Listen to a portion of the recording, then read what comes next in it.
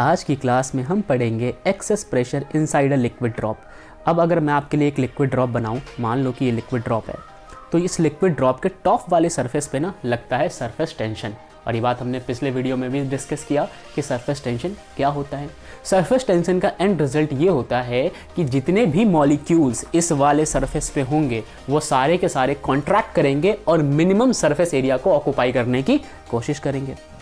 इस चक्कर में ऊपर जो है वो प्रेशर जो है वो डिक्रीज कर जाता है और नीचे प्रेशर जो है इंक्रीज कर जाता है। जाहिर सी बात है, जहां पे मॉलिक्यूल्स ज्यादा होंगे वहां प्रेशर ज्यादा होगा और मॉलिक्यूल्स जहां कम वहां प्रेशर कम।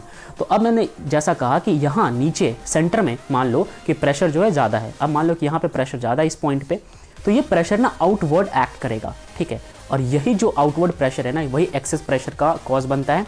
तो आइए जरा समझे लाइन टू लाइन क्या है, एक एक लाइन डिस्कस करेंगे। देखिए, जब एक्सेस प्रेशर की बात की जाती है तो आपसे बोला गया है कि कंसीडर करो एक स्फेरिकल लिक्विड ड्रॉप जिसका रेडियस जो है वो कैपिटल आर है और सिग्मा जो है वो उसका सरफेस टेंशन है। ये बात हमने पहले भी पढ़ा कि सिग्मा जो है वो सरफेस टेंशन होता है। इसके स्फेरिकल शेप की वजह से कुछ एक्सेस प्रेशर जो है स्मॉल पी नाम का वो लिक्विड ड्रॉप के अंदर आपको मिलेगा, ठीक है। आइए जरा देखिए कैसे आपको एक्सेस प्रेशर मिलेगा। तो ये जो पी है ना, पी, ये एक्स्ट्रा प्रेशर जो है आपको नीचे मिल रहा है, ठीक है। ये प्रेशर आउटवर्ड एक्ट करेगा जैसा मैंने आपको अभी बताया।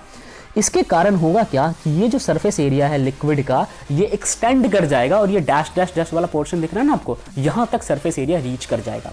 यानी कि इनिशियली अगर इस लिक्विड सरफेस का जो कि स्फेरिकल शेप में है, अगर उस रेडियस है कैपिटल आर, तो अब एक्सटेंड करके वो डी आर तक पहुंच जाएगा। यानी कि डी आर जो वो एक्स्ट्रा एक्सटेंशन हुआ है इसके सरफेस में, ठीक है। तो समझ गए इस चीज को। अब ये बात आपको आगे समझ में, तो सबसे पहले बताओ कि जो इनर सरफेस एरिया है वो क्या होगा। इनर, मैं इसकी बात कर रहा हूं, जब ये एक्सटेंड नहीं हुआ तो inner surface area spherical shape में होगा 4 पाई आर स्क्वायर, ठीक है।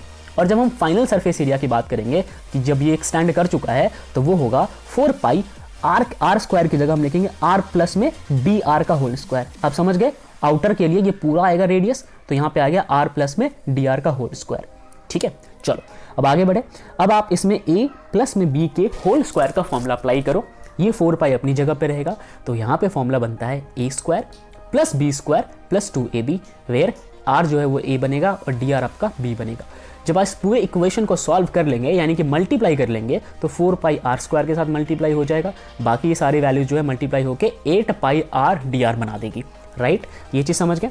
अच्छा, अब जब आपको ये चीज़ समझ आ गया तो इसमें आप सोच के देखो कि डी आर स्क्वायर को कंसीडर नहीं किया गया, वरना तो 4 पाई डी आर स्क्वायर भी आता है इस एक्सप्रेशन में।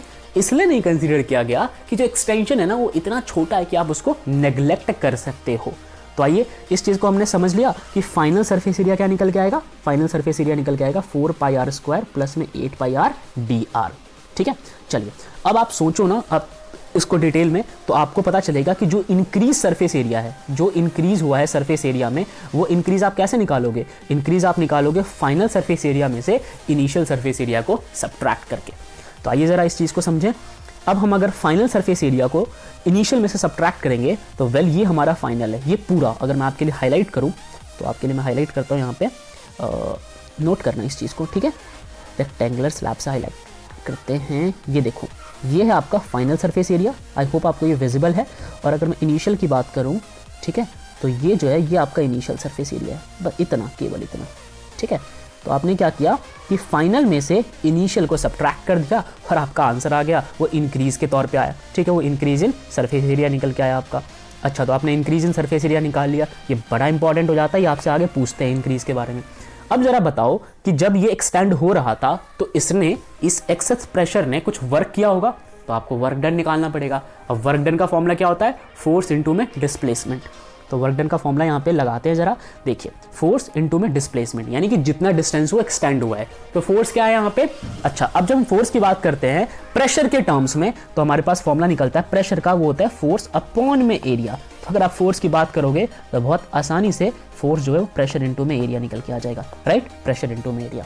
अब जरा फोर्स की जगह आप सब्स्टिट्यूट कर दो प्रेशर इनटू में एरिया, बाकी डिस्प्लेसमेंट अपनी जगह पे है। कौन सा डिस्प्लेसमेंट, जो ये यहाँ पे एक्सटेंड हुआ है, ठीक है। चलिए सारी वैल्यूज लिख लेते हैं। आपको पता है कि बबल में अंदर प्रेशर है P, ठीक है, अंदर प्रेशर P है, तो आप वहां पे तो लिख दोगे P, ठीक है। एरिया की जगह आप लिखोगे 4 पाई आर स्क्वायर, शुरू वाला एरिया लिखना है क्योंकि ये एरिया अब एक्सटेंड होगा, ठीक है। और कहाँ तक एक्सटेंड होगा, डी आर तक। वेल डिस्टेंस की वैल्यू यहाँ पे डी आर पुट कर दिया आपने। जब इन सभी को सॉल्व कर लोगे, मल्टीप्लाई कर लोगे, तो आपका अंत में आंसर जो है वो ये निकल के आएगा, ठीक है। केवल ये निकल के आएगा, अभी इस चीज़ को कंसिडर नहीं करना, ठीक है। ये आपका जो है वर्क का आंसर निकल के आया, इतना आपने काम किया एक्सटेंड करने के लिए।